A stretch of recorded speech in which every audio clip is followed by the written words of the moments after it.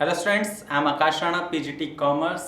और आज हम स्टार्ट कर रहे हैं 11th स्टैंडर्ड का चैप्टर 15 प्रोविजंस एंड रिजर्व्स।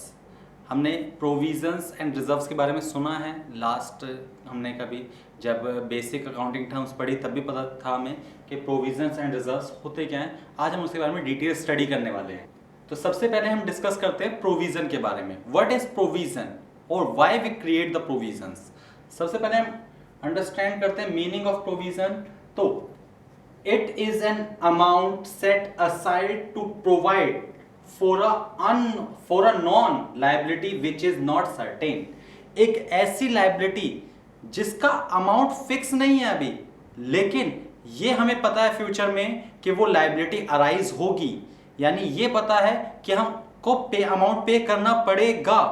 ऐसी सिचुएशन में जब हम कुछ अमाउंट प्रॉफिट कैलकुलेट करने से पहले ही साइड में रख देते हैं, बचा लेते हैं, सेव करते हैं, दैट्स द प्रोविजन। यानी amount set aside to provide for a known liability. जो लायबिलिटी में पता है उसके लिए हम पहले से ही जब प्रिपरेशन कर लेते हैं, that's the provision. It is also set aside to meet an uncertain loss और एक्सपेंसेस इन फ्यूचर।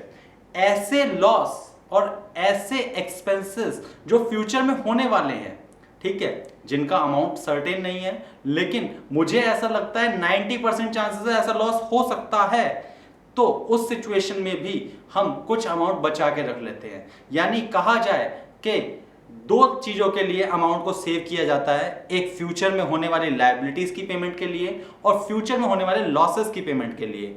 इन दोनों के लिए जो अमाउंट हम सेव कर लेते हैं, दैट्स द प्रोविजन।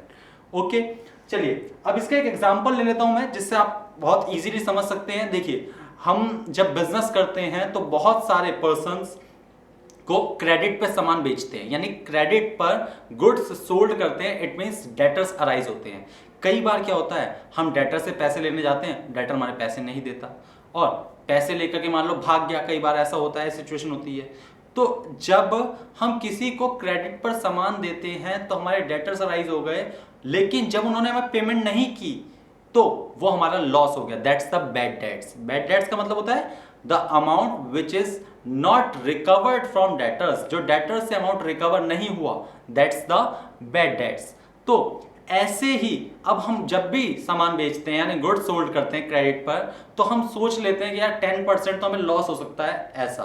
तो उसे हमने कहा डाउटफुल डेब्ट्स। डेब्ट्स मतलब वो डेटर जिन पे अभी हमें डाउट है, यानी वो पेमेंट करेंगे या नहीं करेंगे। इसलिए तो डाउटफुल डेट्स के रिगार्डिंग हम कुछ अमाउंट पहले से ही सेव कर लेते हैं, यानी फ्यूचर में होने वाले लॉस को सेटल करने के लिए पहले से ही अमाउंट को सेव कर लिया। That's the provision. यानी ये प्रोविजन हुआ प्रोविजन फॉर डाउटफुल डेब्ट्स। ऐसे ही डेप्रिसिएशन चार्ज करते हैं मशीनरी पर, प्लांट पर, यानी जो भी फिक्स्ड एसेट्स हैं, टेंजिबल एसेट्स हैं, उनकी वैल्यू रिड्यूस होती है, जिसे हम कहते हैं डेप्रिसिएशन। अब डेप्रिसिएशन जब हम चार्ज करते हैं तो डेप्रिसिएशन चार्ज करने के लिए भी हम कुछ अमाउंट हर साल सेव करके रख लेते हैं फ्यूचर के लिए। That's the provision for depreciation. तो ये हो गए हमारे प्रोविजंस। इसके बाद नेक्स्ट है it's provide on estimated basis. It means it's amount is not accurate. यानी इसका अमाउंट एक्यूरेट नहीं होता है, एग्जैक्ट अमाउंट नहीं होता है। ये जो है एस्टिमेशन बेसिस पे बनाए जाते हैं। यानी मैंने कहा ना कि फ्यूचर में हो सकता है बैड डेट्स हो जाएंगे 10%, जरूरी थोड़ा ना एग्जैक्टली 10% ही होंगे। हो सकता है कि 9% ही हो सकता है 12% पहुंच जाए, हो सकता है 12,000 हो और मैं प्रोविजन बनाऊं 10,000 का। तो ये जो है एक्यूरेट अमाउंट नहीं होता, एस्टिमेटेड बेसिस पर क्रिएट किया जाता है। इसके बाद नेक्स्ट है प्रोविजंस के बारे में। It is charge to profit and loss account. बेटा अभी हमने जो चीजें पढ़ी हैं वो है रिकॉर्डिंग, क्लासिफाइंग और समराइजिंग में भी ट्रायल बैलेंस ज्यादा से ज्यादा। अभी हम आगे फ्यूचर में पढ़ेंगे फाइनल अकाउंट्स। फाइनल अकाउंट मतलब ऐसे अकाउंट्स जो ईयर के एंड में प्रिपेयर किए जाते हैं पूरी अकाउंटिंग को क्लोज करने के लिए, जो थ्रू आउट द ईयर हमने अकाउंटिंग की है, यानी उसका प्रॉफिट और लॉस कैलकुलेट करने के लिए। तो उसमें एक अकाउंट प्रिपेयर करते हैं, that's the profit and loss account. तो इस अमाउंट को हम शो करते हैं प्रॉफिट एंड लॉस अकाउंट में। यानी प्रोविजन जो चार्ज अगेंस्ट प्रॉफिट है, चार्ज मतलब कंपलसरी है, फ्यूचर में होने वाले लॉसेस के लिए पहले से ही पैसे साइड में कर लिए, that's the charge against profit. जैसे सपोज कोई पर्सन रेंट पे रहता है, तो जब उसकी सैलरी आती है तो पहले से ही रेंट का अमाउंट क्या कर लेता है, बचा के रख लेता है, साइड में रख लेता है, that's the provision, provision for rent. It is treated as a liability, और ये एक लाइबिलिटी की तरह ट्रीट किया जाता है। यानी ये अमाउंट जो हमने सेव किया है फ्यूचर के लिए, सेव नहीं है एक्चुअली में, साइड में रख दिया है लाइबिलिटीज की पेमेंट के लिए। तो ये लाइबिलिटीज की पेमेंट के लिए साइड में रखा है, तो हम इसे मान के चलते हैं लाइबिलिटी ही है हमारी, ये हम इसी के लिए यूज करेंगे, इसके अलावा कहीं और यूज नहीं करेंगे। Next is example provision for depreciation. Depreciation के लिए हम बना सकते हैं प्रोविजन, जैसे मैंने अभी बताया आपको।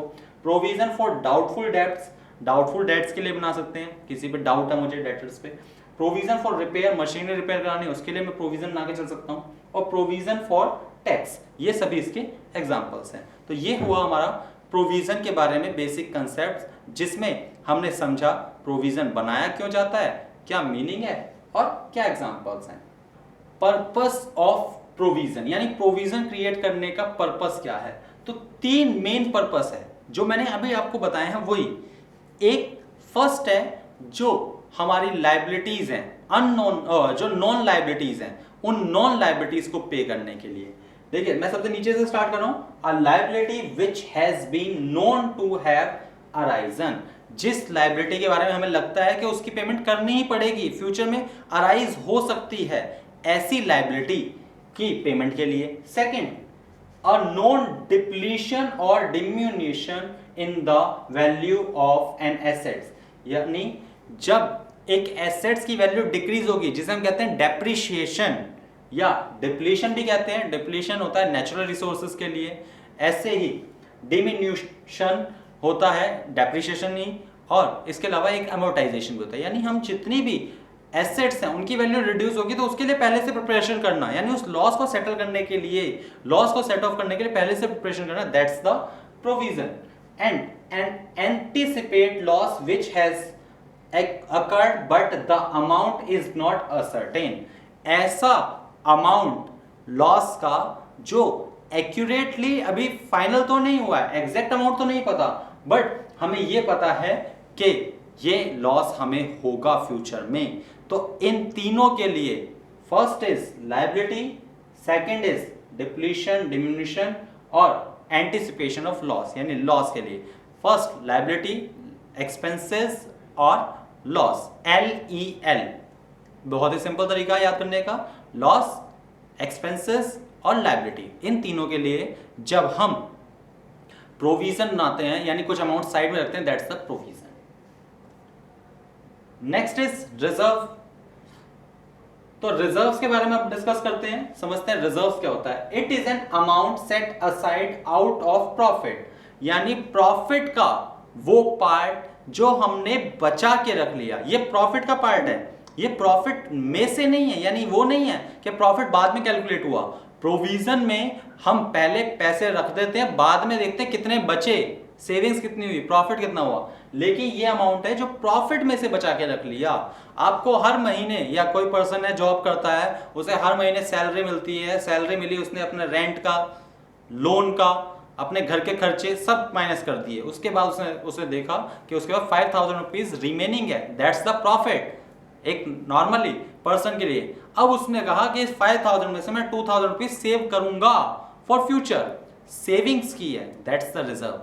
ऐसे ही बिजनेस पॉइंट ऑफ व्यू से सोचा जाए तो बिजनेस पॉइंट ऑफ व्यू से हमने प्रॉफिट अर्न किया 1 लाख रुपीज, और उसमें से सारे एक्सपेंसेस माइनस करने के बाद हमारे पास बचे सिर्फ 20,000, यानी हमने इलेक्ट्रिसिटी बिल पे किया, टेलीफोन बिल पे किया, प्रोविजंस माइनस किए, ये सब माइनस करने के बाद हमारे पास बचे सिर्फ 20,000 रुपीज।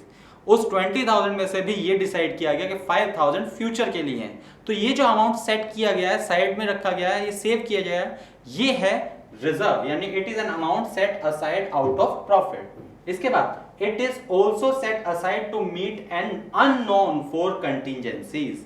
जैसे प्रोविजन था जो नॉन लायबिलिटीज के लिए था, जो लायबिलिटीज पता है फ्यूचर में होंगी उनके लिए था। जब हम बात करते हैं रिजर्व की तो ये अननोन लायबिलिटीज के लिए। इसके बाद it can be invested outside the business. Provision को हम बाहर, बिजनेस के बाहर इन्वेस्ट नहीं कर सकते। क्यों? क्योंकि प्रोविजन जो है हमारी लायबिलिटी है, लेकिन रिजर्व्स हमारी सेविंग है, और इसलिए हम इसको आउटसाइड द बिजनेस इन्वेस्ट कर सकते हैं। इसके बाद नेक्स्ट रिजर्व्स के बारे में, it is appropriation of profit. ये प्रॉफिट का एप्रोप्रिएशन है। जैसे मैंने प्रोविजन के बारे में बताया, वो चार्ज है, ये एप्रोप्रिएशन है। चार्ज को हम शो करते हैं प्रॉफिट एंड लॉस अकाउंट में, लेकिन जब हम एप्रोप्रिएशन की बात करते हैं तो हम इसे शो करते हैं profit and loss appropriation account में। इसके बाद it is treated as a owners fund. उसे हम एज अ लायबिलिटी ट्रीट करते हैं और इसे हम ट्रीट करते हैं एज अ ऑनर्स फंड, यानी ऑनर का ही पैसा है जो हमने सेव कर लिया है। इसके एग्जांपल्स क्या हो सकते हैं? General reserve, debentures redemption reserve, workman compensation reserve. तो ये हो गए इसके एग्जांपल्स। तो चलिए आगे बढ़ते हैं। पर्पस ऑफ रिजर्व्स, जैसे लायबिलिटीज, लॉस और एक्सपेंसेस की सेटलमेंट के लिए हम प्रोविजन बनाते हैं, तो ऐसे ही रिजर्व बनाया जाता है। किस लिए? For better financial position, financial position को और स्ट्रांग बनाने के लिए। इसके बाद एक्सपेंशन, बिजनेस को एक्सपेंड करने के लिए। अभी सेविंग करेंगे तो फ्यूचर में उसे एक्सपेंड कर सकते हैं, यूज कर सकते हैं। रिडम्पशन ऑफ लायबिलिटीज, अगर फ्यूचर में कोई लायबिलिटी है, उसकी पेमेंट करनी है हमें, तो हम उसको पेमेंट करने के लिए भी यूज कर सकते हैं। मीटिंग अनफोर्सीन कंटिजेंसीज, फ्यूचर में कोई ऐसी लायबिलिटी अराइज हो गई जिसके बारे में हमने तैयारी नहीं की थी, जिसके बारे में कभी सोचा नहीं था। सपोज हमारी फैक्ट्री में आग लग गई, जिसकी वजह से बहुत सारा लॉस हो गया। अब हमारे पास रिजर्व्स है, प्रॉफिट सेव कर रखा है, हमने सेव किया हुआ है, तो हम उससे उस लॉस को सेटल कर सकते हैं, अपनी जो प्रॉब्लम है उसको सॉर्ट आउट कर सकते हैं। Making dividends uniform from year two year, honours को जो प्रॉफिट दिया जाता है, प्रॉफिट का कुछ पार्ट दिया जाता है, उसको हर साल सेम बनाए रखने के लिए भी हम इसको यूज कर सकते हैं। इसके बाद मीटिंग लीगल रिक्वायरमेंट्स, और लॉ की रिक्वायरमेंट्स के अकॉर्डिंग रिजर्व बनाना चाहिए, इसलिए हम उस रिक्वायरमेंट को भी फुलफिल करते हैं बाय द क्रिएटिंग रिजर्व्स।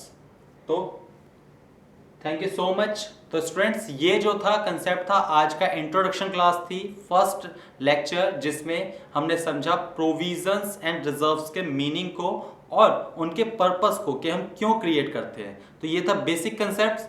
इसके बारे में आप डिटेल स्टडी कीजिए टेक्स्ट बुक से। Thank you so much.